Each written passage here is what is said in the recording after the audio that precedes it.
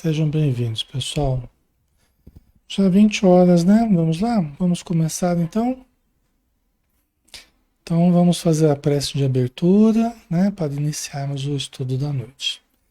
Fechemos os nossos olhos e vamos abrir o coração, mentalizando Jesus e procurando sentir as energias que nos chegam, provocando emoções sublimadas, estados de paz, de bem-estar. Senhor Jesus, que a luz do teu amor nos envolva neste momento. Que os teus emissários que vêm em teu nome trazer a tua mensagem para toda a humanidade e para cada um de nós que aqui está hoje, que possamos recebê-los com a gratidão, com o carinho, com o respeito e com o nosso coração aberto, com a nossa alma receptiva, para que os ensinos de Allan Kardec, da espiritualidade que respondeu às questões, possam nos esclarecer também, possam abrir horizontes para a nossa mente, para o nosso sentimento. Abençoa, Senhor, dos nossos lares, abençoa os nossos familiares, todos aqueles que convivem conosco, todos aqueles que necessitam, todos que venham pedir auxílio para aqueles que estão mais necessitados, os nomes que estão na área de texto, todos aqueles, Senhor, que a tua misericórdia sabe encontrar, os infortúnios ocultos que estão por toda parte. Que a radiância do teu amor, da tua luz, nos envolva, Senhor, mais uma vez. Que assim seja. Muito bem, pessoal. Então, boa noite a todos. Alexandre Xavier de Camargo, falando aqui de Campina Grande, né? Em nome da Sociedade Espírita Maria de Nazaré. Estamos na página Espiritismo Brasil Chico Xavier, todas as noites, né? De segunda, terça, quinta e sexta, às 20 horas, e de quarta-feira, às 9 horas da manhã. Tá? Sempre estudando um livro espírita, sempre estudando as obras doutrinárias, né? Dentro do Espiritismo, e observando muito os aspectos terapêuticos da doutrina espírita, né? Quer dizer, o benefício que o Espiritismo nos presta, nos dando instrumentos para nós melhorarmos, para nós superarmos as dificuldades que nós temos vivido. Ok? Então vamos lá? Hoje a gente tem o Livro dos Espíritos, de Allan Kardec, 1019 questões que Allan Kardec fez e os Espíritos responderam. Nós vamos pegar hoje do começo da pergunta 578, das ocupações e missões dos Espíritos. É da parte segunda do Mundo Espírita ou Mundo dos Espíritos, capítulo 10 das ocupações e missões dos Espíritos. Tá? É um estudo interativo, então todos podem participar, perguntar, podem acrescentar. Na medida do possível, a gente vai respondendo a todos. Tá? Então, pergunta 578. Poderá o espírito, por própria culpa, falir na sua missão? Né? Poderá o espírito, por própria culpa, falir na sua missão? Né? Se vem a pessoa numa missão, por culpa dela, ela pode falir da missão, a missão que ela veio incumbida, não é? Sim ou não? Deixa eu tomar uma aguinha aqui para ajudar.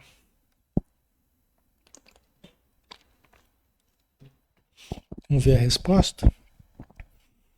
Poderá o espírito, por própria culpa, falir na sua missão? Sim, se não for um espírito superior. Né?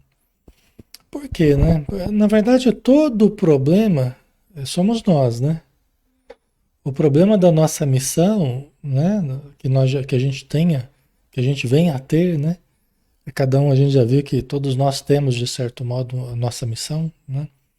Seja ela maior ou menor, ou na família ou fora dela, né? Então, todo risco é por conta nossa, né? Todo risco é por conta nossa. Tem impacto, sim, do ambiente, das pessoas, da família, tem a influência desse ou daquele, né? Que pode dificultar, pode, né? Mas principalmente se nós formos atrasados, né? Se a gente não for um espírito superior, tá? Então o espírito superior ele consegue mais se sobrepor ao meio pela força da sua genialidade, pela força do seu carisma, do seu amor, pela força do seu conhecimento, pela força das suas habilidades, né, interpessoais e tudo que ele traga de potenciais, né? Sua moralidade, a sua evolução, né, de modo geral.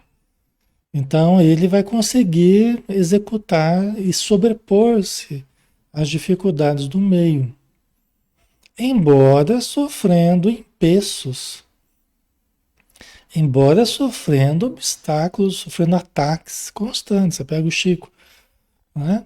Sofrendo ataques constantemente.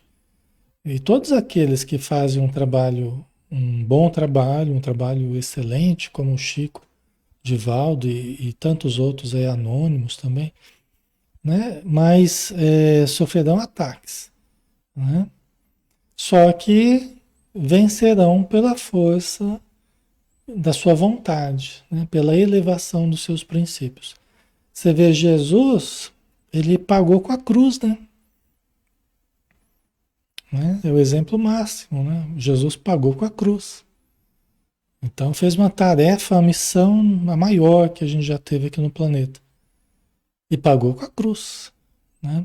Então, todos aqueles que venham a fazer o bem, que venham a promover, devem esperar, promover o ser humano, né? Promover a vida, devem esperar pelos ataques, né? Faz parte aí, né? As dificuldades, certo? Então, ele poderá falir por sua própria culpa na sua missão, né? Aí a gente viu, sim, se não for um espírito superior, tá? Se for um espírito superior, ele vai realizar o seu trabalho, né? É, mesmo com as dificuldades, com os problemas, né? Pergunta 578. Ah, pergunta 578A. É a subpergunta, né? Que consequências lhe advirão da sua falência? Que consequências advirão, né? Quer dizer, quais serão as consequências da sua falência? Dele falir espiritualmente, dele não realizar a sua missão, né? Não conseguir concretizar o que ele veio realizar aqui na Terra. Que consequências lhe advirão da sua falência? A gente tem visto lá nos mensageiros, né? A gente tem visto vários casos, né? Pessoas que vêm com uma missão, uma preparação, vêm com toda uma lista de afazeres, né? De realizações, só que acabaram se desviando. Que consequências que aparecem desses desvios? A gente viu as mais diversas, né? As mais diversas. Depende do tamanho da queda, depende do tamanho do desvio, do tamanho do comprometimento com o erro que a pessoa fez, né? Então, que consequências lhe advirão da sua falência? Terá que retomar a tarefa. Essa a sua punição. Também sofrerá as consequências do mal que haja causado. Se ele veio para realizar um trabalho e não realizou, ele vai ter que voltar para realizar. Se ele veio para ajudar certas pessoas, ele precisava e não ajudou, ele terá que voltar uma nova oportunidade para ajudar, né, essas pessoas. Tá? Então, essa é a sua punição. Né? Não que Deus fique nos punindo, não é isso, né? Mas é que é o aluno que reprova. Né? O que, que acontece com o aluno que reprova? Né? Ele tem uma nova oportunidade de realização. Tudo que a gente faz mal feito, a gente tem que fazer de novo. Já perceberam? Né? A gente é chamado a fazer de novo tudo que a gente faz mal feito. A gente tem um retrabalho, né? A gente tem um retrabalho. Tudo que a gente faz mal feito, a gente tem que fazer de novo. É assim, tá? Por isso que a gente tem que fazer bem feito para seguir adiante. Pô, isso aqui eu já fiz. Agora vamos para a próxima, né?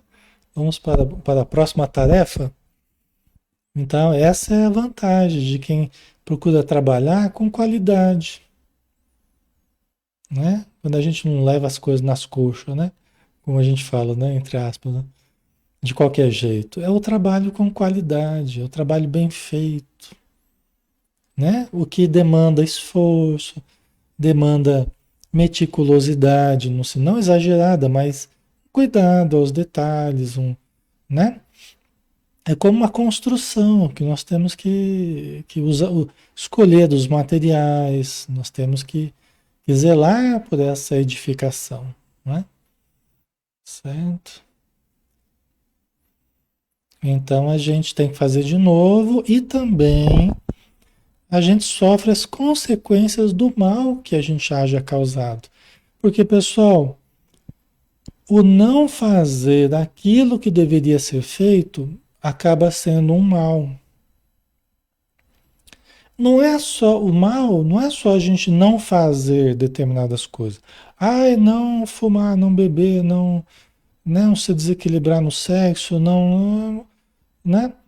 Não comer demais, não, quer dizer, não é só não fazer, né? Muitas vezes a gente pauta o mal como coisas que é só não fazer determinados, né? Mas o mal, ele também é resultado do não fazer coisas boas. Principalmente se você veio com uma missão específica para realizar certas coisas. Então, não fazer aquilo já é um mal, porque vai manter a ignorância. Se você veio para instruir, né, veio para ser um professor, uma professora, né, um educador, né, um pai de família, uma mãe de família, né, aquilo que você, o vazio que você deixa, acaba sendo preenchido com coisas ruins. Entendeu? Então a gente paga não só pelo mal que a gente faz, mas pelo bem que a gente deixa de fazer, que acaba sendo um mal também, né? Tá?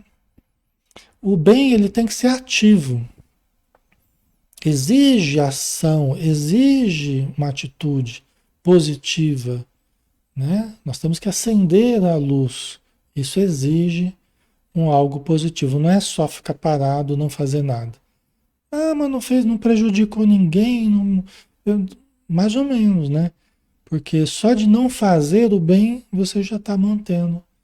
Você já está deixando a expressão, a expansão do mal, né? Na verdade. Certo? Então, pergunta 579, né? 579. Pois se é Deus, pois se é de Deus que o Espírito recebe a sua missão, como se há de compreender que Deus confia missão importante e de interesse geral a um espírito capaz de falir? Né? Vocês entenderam a pergunta, né? Pois se é de Deus que o espírito recebe a sua missão. Então a gente vamos pensar, é de Deus que a gente recebe a missão, tá? Tudo procede de Deus. Não vamos pensar que a gente recebeu a missão para cumprir na terra em nome de Deus, para fazer o bem, para ajudar, e tal, né? Como se há de compreender que Deus confia em missão importante e de interesse geral a um espírito capaz de falir? Como é que Deus, né, permite e dá uma missão, né, seja através através dos seus emissários, né, através daqueles que cumprem a vontade de Deus, os bons espíritos, os espíritos superiores, né? Não que Deus diretamente vai chegar para você e vai dar uma missão para você, né? Mas através dos espíritos superiores. Então você recebe uma missão. Como é que Deus vai dar uma missão àquele que pode falir, né? Só um pouquinho, pessoal.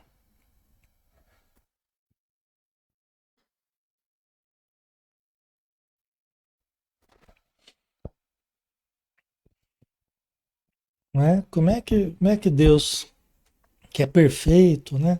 Que é justo, misericordioso, bom, né? Como é que ele vai dar? Porque a gente tem o livre-arbítrio, né? E cada um de nós tem a sua evolução. É lógico que a gente não vai receber uma missão muito acima da nossa capacidade de realização, né? A gente recebe missões de acordo com a nossa capacidade. A gente pode cair, a gente pode errar, pode se desviar, pode. Mesmo sendo uma missão à altura da nossa condição. Mas nós somos falíveis e podemos cair, né? Aqui. Certo, pessoal? Vamos ver a resposta aqui? A resposta que os espíritos deram, né? Vamos ver aqui. Não sabe Deus se o seu general obterá a vitória ou será vencido? Sábio, crede, e seus planos, quando importantes, não se apoiam nos que hajam de abandonar em meio à obra.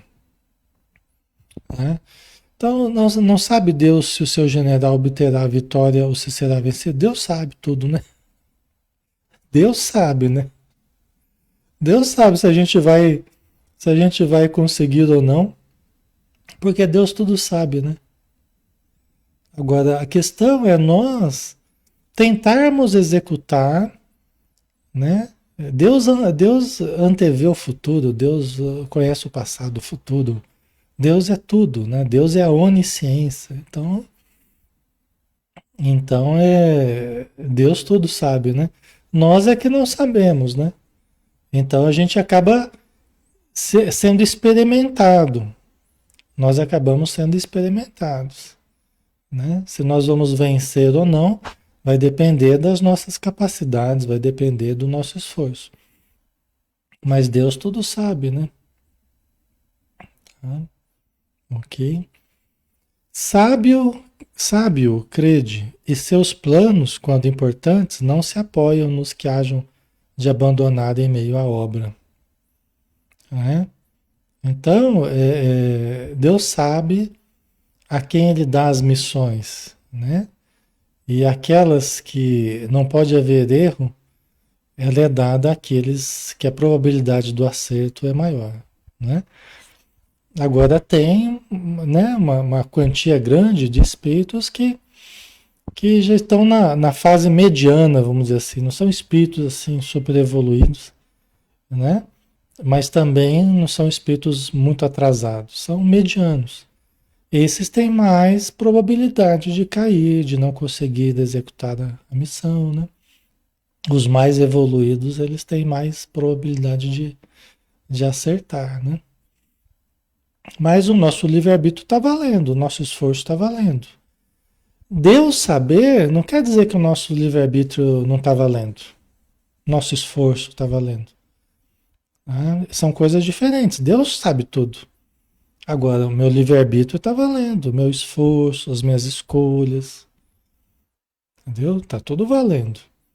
Não quer dizer que eu estou determinado a cair, a falir, né? Vai depender de como eu for escolhendo, eu for me esforçando. Agora, para Deus, né? Deus sabe as probabilidades, né? De acerto, de queda. Deus sabe tudo, tá? Ok, pessoal? Tá dando para ouvir direitinho aí? Tranquilo? Vamos lá.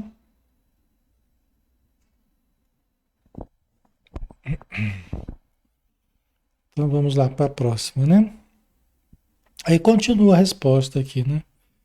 Toda a questão para vós está no conhecimento que Deus tem do futuro, mas que não vos é concedido.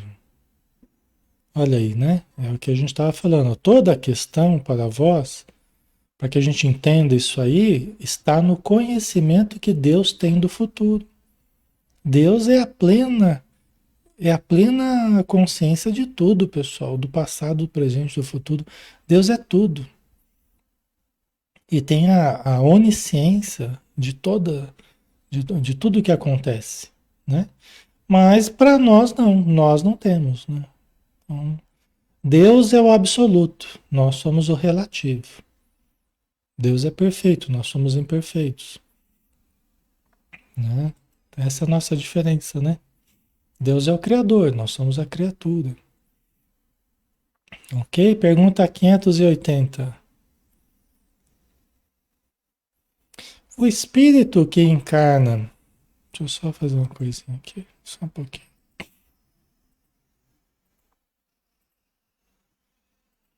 Alô? Ok. O espírito que encarna para desempenhar determinada missão tem apreensões idênticas às de outro que o faz por provação? O espírito que encarna para desempenhar determinada missão tem apreensões idênticas às de outro que o faz por provação? Aqui o Allan Kardec está distinguindo aqui duas situações, né? Dois tipos de encarnação, vamos pensar assim. Um que vem com a missão entendida num patamar mais elevado, vamos pensar, tá? Uma missão mais elevada. Então, um que vem desempenhar determinada missão tem apreensões idênticas às de outro que o faz por provação, que vai vir para ser provado, que ainda não está naquele nível de um espírito missionário, né? De grande renúncia, de grande amor, mas ele vem para ser provado. Ele está ainda sendo testado, vamos dizer assim. Eles vão vir do mesmo jeito, com as mesmas apreensões, expectativas, ansiedade, né? Será que vai ser do mesmo jeito? Vamos ver a resposta? Vamos lá. Não, porque traz a experiência adquirida. Aquele que vem com uma missão, né? Uma missão realmente bem importante, ele vem com qualidades para essa missão, ele vem com um cabedal de experiências adquiridas. Ele já foi testado em várias oportunidades e recebeu uma missão grandiosa. Entendeu? É diferente daquele que está um pouco para trás ainda, que ainda está sendo testado, né? Está adquirindo a sua bagagem espiritual, né? Então, eles vão lidar de formas diferentes com essa próxima encarnação, tá? O que tem mais bagagem vai ter mais segurança, né? Vai ter mais sabedoria, vai ter mais equilíbrio diante das situações que vai viver, e até as expectativas da reencarnação, né? O outro pode ficar mais inseguro, mais apreensivo, né? Certo? Pergunta 581. Certamente desempenham missão os homens que servem de faróis ao gênero humano, que o iluminam com a luz do gênio, né? Então aqui o Allan Kardec está fazendo uma assertiva, né? Certamente desempenham missão os homens que servem de faróis ao gênero humano, aqueles que são referencial para nós, né? Então aqueles que se transformam em referenciais positivos, né? Em todos os campos aqui da Terra, todas as áreas, vamos pensar assim, né? Então, eles servem de faróis e iluminam a humanidade com a luz do seu gênio, da sua genialidade, tá? Allan Kardec está dizendo, né? Ok? Entre eles, porém, alguns há que se enganam, que de par com grandes verdades propagam grandes erros. Como se deve considerar a missão desses homens, né? Então vamos pensar, né? O que ele está dizendo aqui, que mesmo essas pessoas que serviram de farol, né, para que outros seguirem, trouxeram grandes conhecimentos, grandes verdades, mas também exageraram a mão em determinadas coisas, cometeram certos erros em outra, né? Quer dizer, como se deve considerar a missão desses homens? Que pode acontecer, pessoal, pode acontecer. Por exemplo, o que me ocorre aqui agora, Freud, né?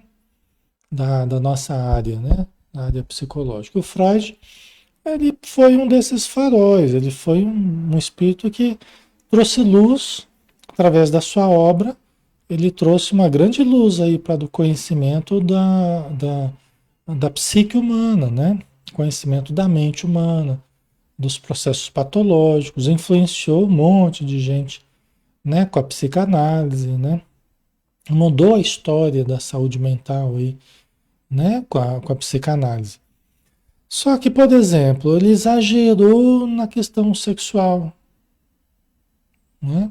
Ele exagerou um pouquinho a mão, né? Exagerou a mão um pouquinho ali na questão sexual, né? Na determinação das questões sexuais para o desenvolvimento de todas as patologias, de todos os problemas que a gente vem a desenvolver. Não é exatamente assim. Então ele teve uma grande influência, uma influência muito positiva, né? Sobre a saúde mental, né? Conhecimento da psicologia, da psiquiatria. Mas teve lá certos exageros, né? Que os próprios espíritos, na obra do André Luiz, eles questionam. E até outros que vieram após Freud também tentaram corrigir, né, certos excessos, o próprio Jung, né, e outros, né, que vieram trazer, acrescentar outros aspectos, né, o Jung ele chamou também para a importância dos aspectos espirituais, né, dos aspectos mais profundos, né, do ser humano. Então, por isso que as religiões, assim, os religiosos geralmente gostam do Jung, dentro do conhecimento da psicologia, né? O Jung ele é um dos que o pessoal da religião geralmente gosta do Jung, porque ele incluiu aspectos da religião nas suas considerações, né? Então, é importante que a gente lembrar que todo mundo é, não é um ser completo ainda. Todos nós somos seres em construção. Mesmo aqueles que vêm com grande missão, eles vêm também, né, com possibilidades de terem a sua obra desenvolvida, né? A sua obra melhor desenvolvida, a sua obra melhor trabalhada ao longo do tempo, né? Melhor compreendida e aperfeiçoada. Entendeu? Isso é um processo histórico de aperfeiçoamento que nenhum de nós vai fugir. Nenhum autor vai ficar, né, permanentemente ao longo do século sem nenhum retoque, né, das suas teorias, dos seus, né? Ok, pessoal? O João Franco lembrou do Darwin, né? Então, o Darwin a gente também poderia fazer alguns ajustes, né?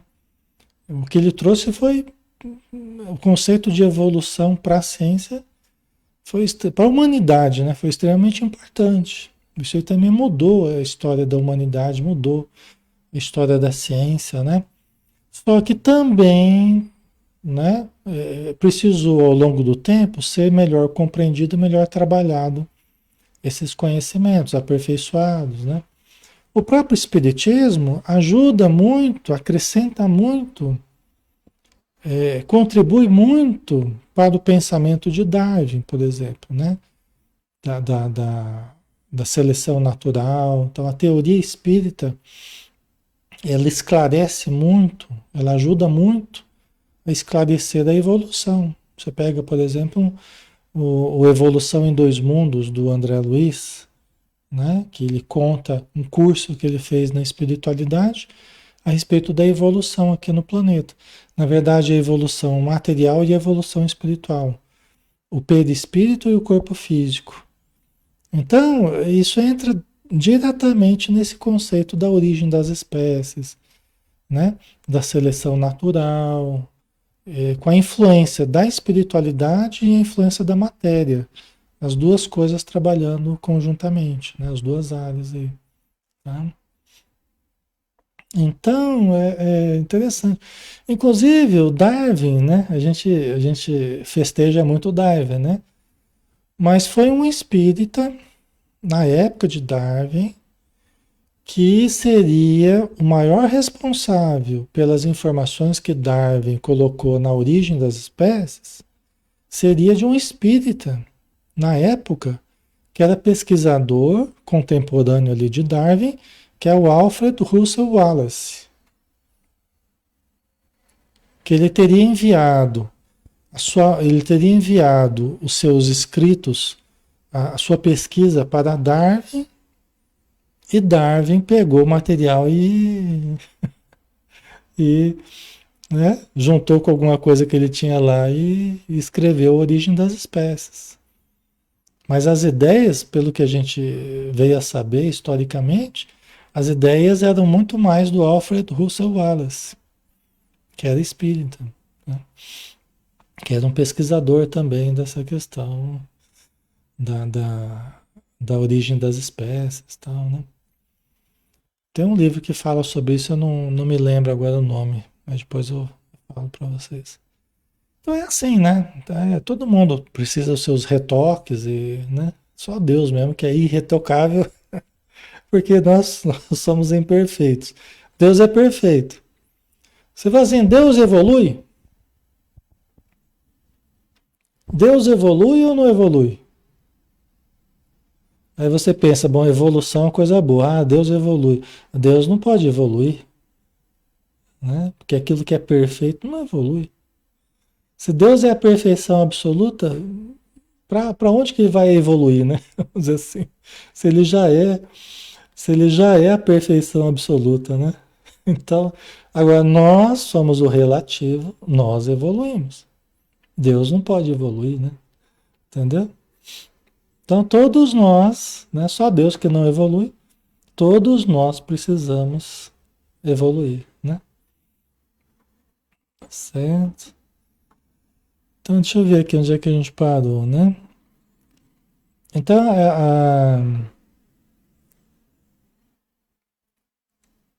tá, o Allan Kardec colocou, né, que esses homens que desempenham missão, de servir de farol, tal, né, para iluminar a humanidade, tal. Entre eles, aqueles que se enganam, né, e junto com grandes verdades propagam grandes erros. Como se deve considerar a missão desses homens, né? Como falseadas por eles próprios. Estão abaixo da tarefa que tomaram sobre os ombros.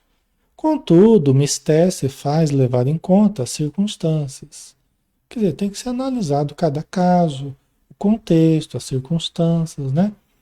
Mas às vezes a pessoa poderia ter feito melhor e não fez, né? Poderia ter feito melhor e não fez, né? O Freud, ele ficou próximo ali de... Ele teria brigado com o Jung, né? Porque o Jung ele era médium. E tinha uma prima dele que era médium também. Os dois andaram fazendo uma reunião mediúnica lá entre eles.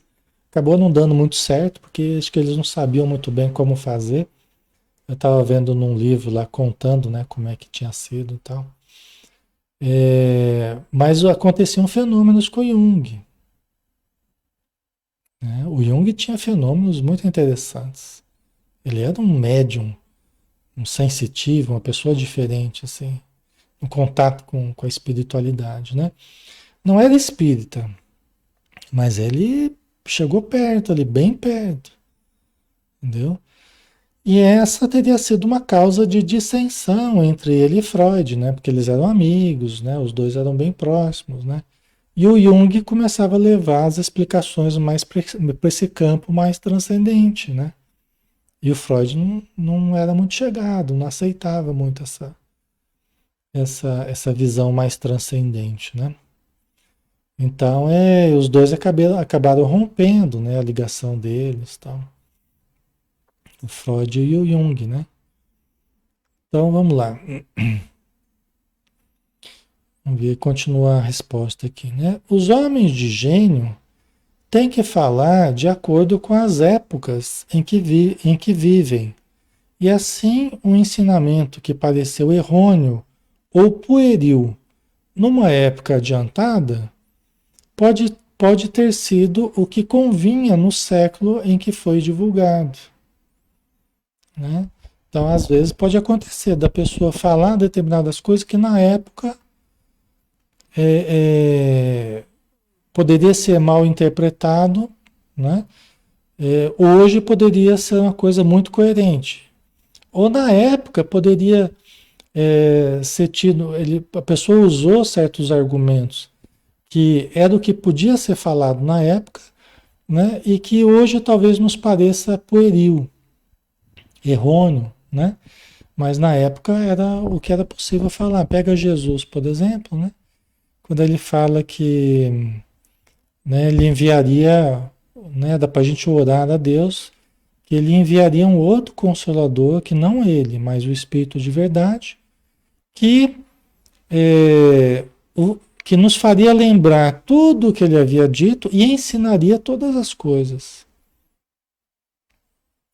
Por quê? Porque nem tudo era possível de Jesus falar. E tem muita coisa que Jesus falou apropriado à época que hoje os cientistas se riem. Hoje os pseudo-sábios se riem de algumas coisas da religião ou que Jesus tenha falado. Mas a gente sabe, estudando Jesus, a gente sabe que ele falou de uma forma apropriada à época, apropriada àquelas pessoas, né? Simples, né? Sem grande cultura da época, né? Sem acesso à informação que a gente tem hoje, né? Aí o Espiritismo vem para tentar explicar melhor aquilo que parecia tão ingênuo, né? Mas aquilo escondia uma grande verdade. Tudo que Jesus falou era uma grande verdade, só que precisava analisar o contexto, né? Certo?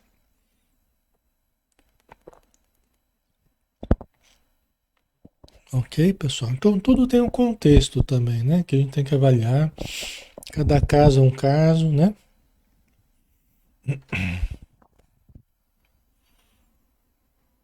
O João Franco, o pior é quando invenções, inovações que trazem novos conhecimentos são usados para o mal, tipo a pólvora, né? É verdade, né? Mas também foi muito usado para o bem, né? Acabou tendo uma função também importante para a evolução da sociedade, né? Em vários aspectos, né?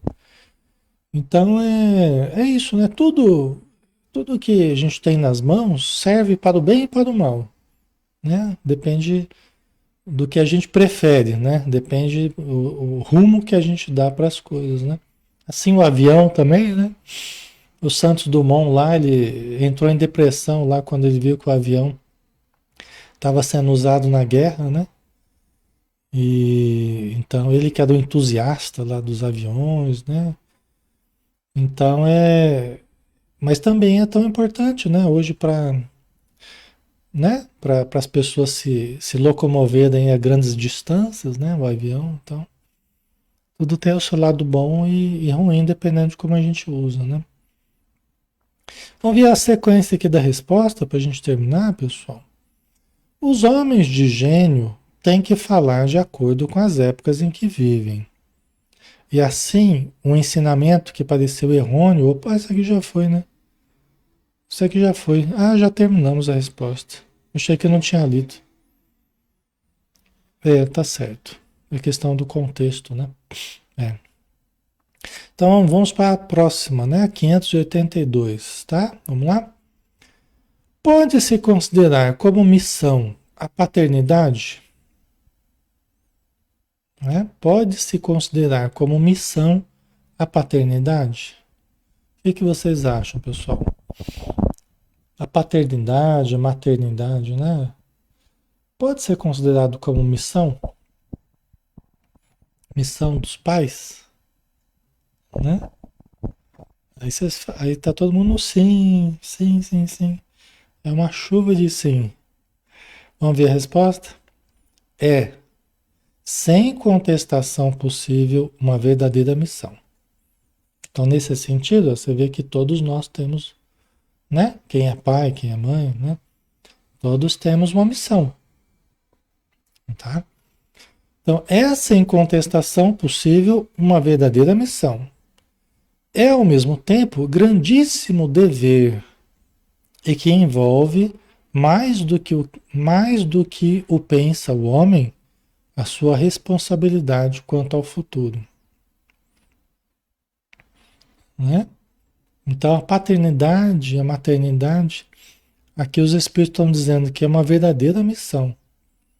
É, ao mesmo tempo, grandíssimo dever, né? Dever de ser pai e mãe. Interessante, né? Os Espíritos colocam como um dever.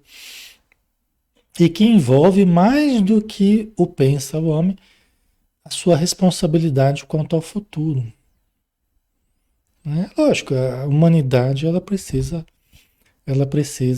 que hajam pais e mães, né? Então, a gente recebe a oportunidade e a gente passa essa oportunidade para os outros também. A gente dá oportunidade para os outros. É assim que funciona. Eu sou ajudado, eu estava lá precisando de ajuda no plano espiritual, eu estava precisado de reencarnar, muitos débitos nas costas, né? Precisando de uma boquinha aqui na matéria, e pessoas generosas, caridosas, me deram essa oportunidade, nos deram essa oportunidade, né? Então, nada mais justo, né? Como gratidão, como um senso de dever, de responsabilidade, dar a oportunidade a outros também para que venham. Uma mão lava a outra, né? Entendeu?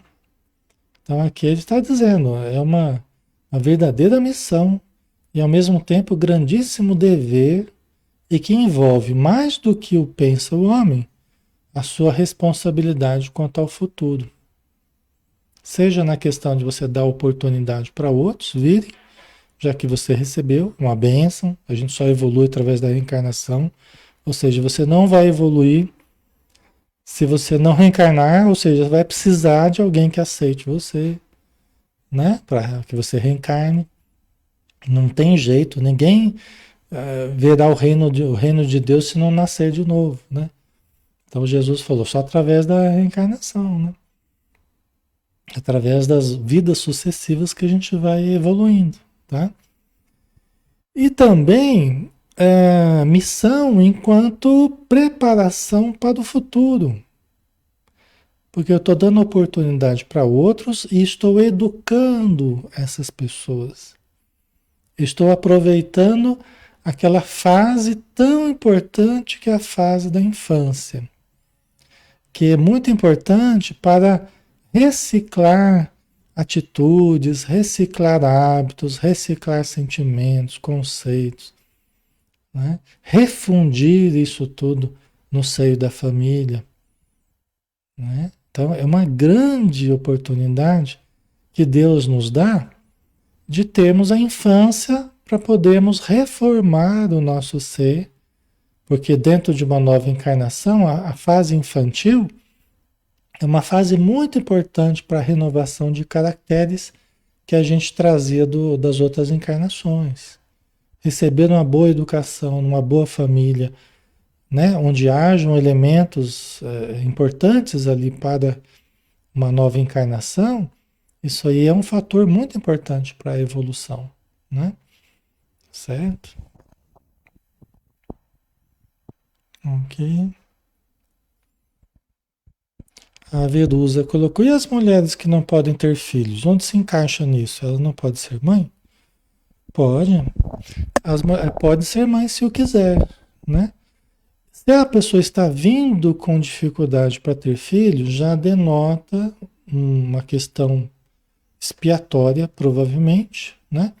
Devido às dificuldades que gerou em si mesma pelas atitudes do passado, né? Então, mulheres, mães, né, que malbarataram a oportunidade da maternidade, abortos, né? Entre outras coisas, podem gerar a dificuldade de se ter filhos nessa vida, tá? Essa é a razão principal, né, que homens e mulheres venham a ter dificuldade de conseguir ter filhos, né? Então acaba sendo uma expiação de erros cometidos no passado, tá? Então já é mais ou menos a aplicação do que a gente estava falando aqui. E nessa vida, se o quiser, poderá ser mãe também. Mãe adotiva, tá? Mãe e pai adotivos, né? Não pode ter filho biológico, mas pode ter filhos do coração. Todos aqueles que se resolvam a amar, né? Deus não quer que a gente faça o impossível, né? Deus quer que a gente faça o possível. Então, quem não pode ter filhos, mas pode ajudar crianças, pode adotar crianças, pode, né? Então, quem se resolva a amar, né, também será muito importante na vida de outras pessoas, tá? Ok? Certo? E pode também trazer muitos benefícios. Até a Joana fala sobre isso no livro Encontro com a Paz e a Saúde, se eu não me engano, tá, pessoal? Que ela fala das mudanças, inclusive biológicas, mesmo no caso da adoção, né? Ela fala no caso da maternidade biológica, mas fala também no caso da adoção, que há mudanças biológicas na mulher, né? Há mudanças muito grandes na mulher num sentido positivo, mudanças orgânicas, né? Dificultando certas doenças, né? Ela explica, não vou lembrar agora exatamente, né? Mas ela fala que há mudanças psicológicas e biológicas na mulher que vem a ter filho, e ela fala, e ela acrescenta, mesmo que sejam filhos do coração, que não seja, também terá efeitos positivos sobre a organização psicofísica, tá? Que coisa, né? Eu achei bem interessante isso, tá? Então, todos nós estamos em processo de reconstrução, né? Cada qual com seus desafios, porque no passado nós destruímos os aparelhos genéticos nossos, homens e mulheres, através do mau uso das forças sexuais, né? Variados abusos, né? Verdadeiros crimes que cometemos. Hoje a gente vem se reconstruindo, a gente vem se refazendo, psiquicamente e organicamente também, tá? Mas é uma coisa muito legal, porque é a misericórdia de Deus nos dando a oportunidade, mesmo que a gente tenha caído no passado, mesmo que a gente tenha falido no passado, a gente tem a oportunidade de amar no presente, é só o que se espera. Que a gente ame, sem se fechar no egoísmo, sem se fechar, né, no materialismo, a gente ame, né? Doe de si mesmo, do seu tempo, da sua casa, da sua vida, né, para que outros possam compartilhar da abundância, né, do que a gente vive, né? Abundância em todos os sentidos que eu falo, não apenas material, né?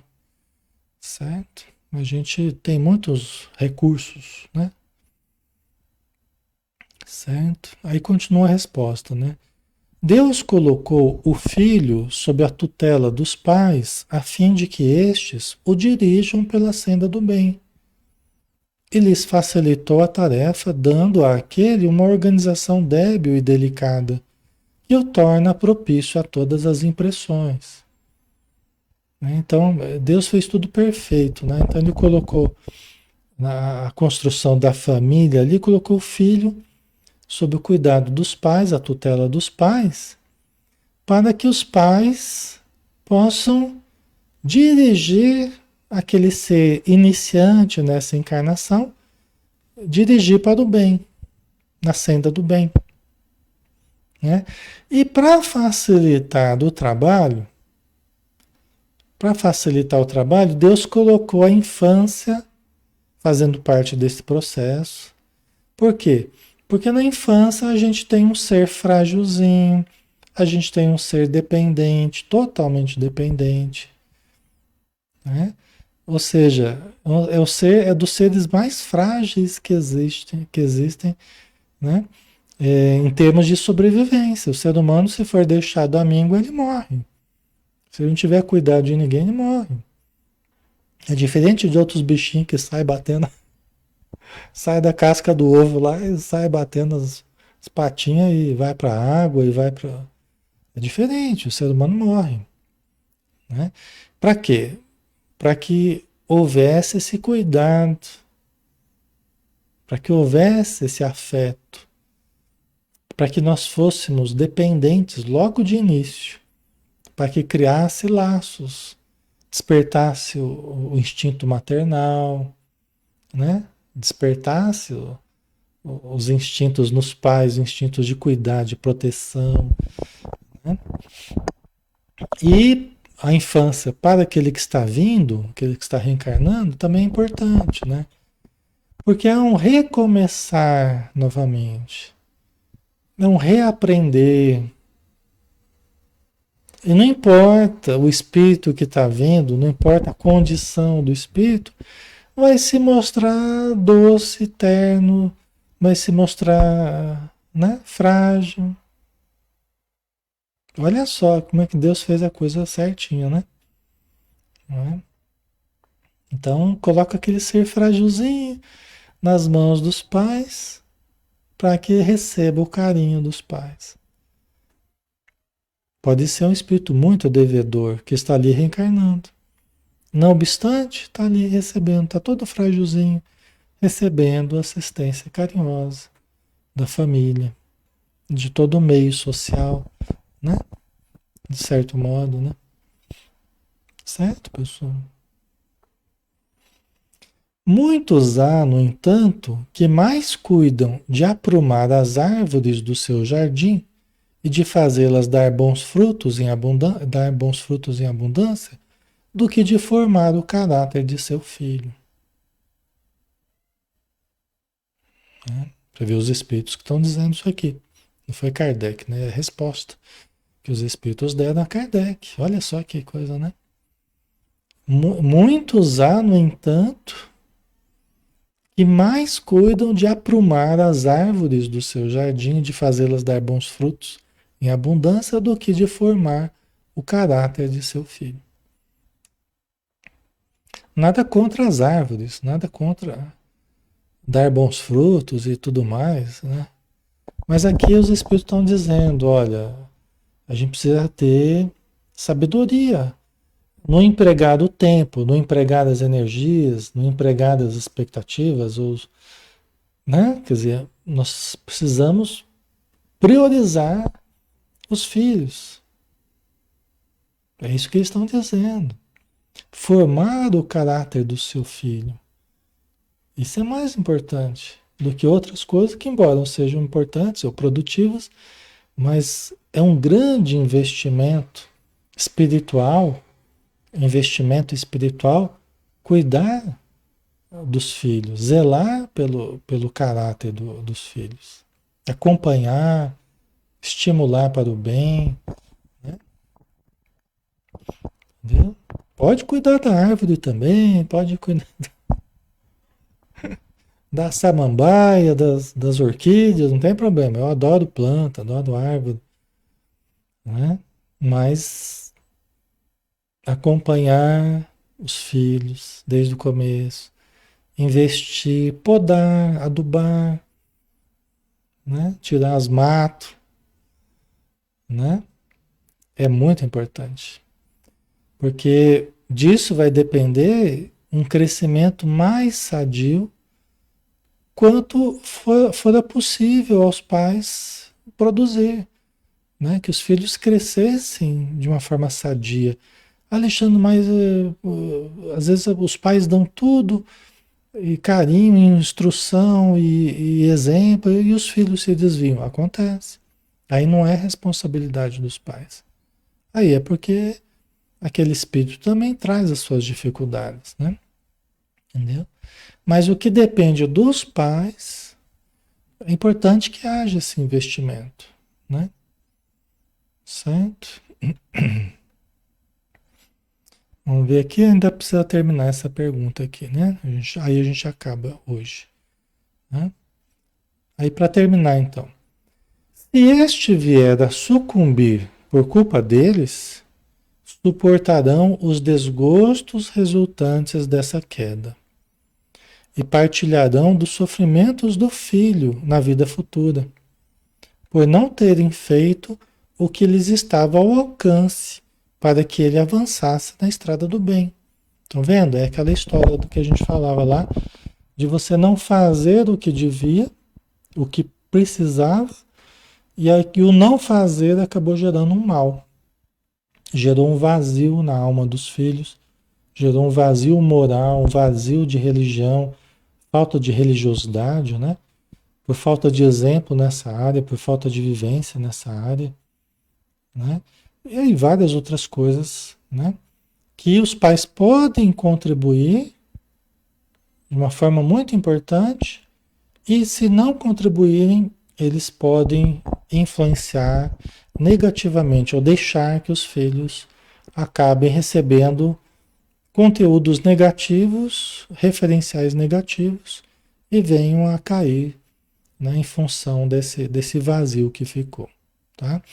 Aí o que aconteceria?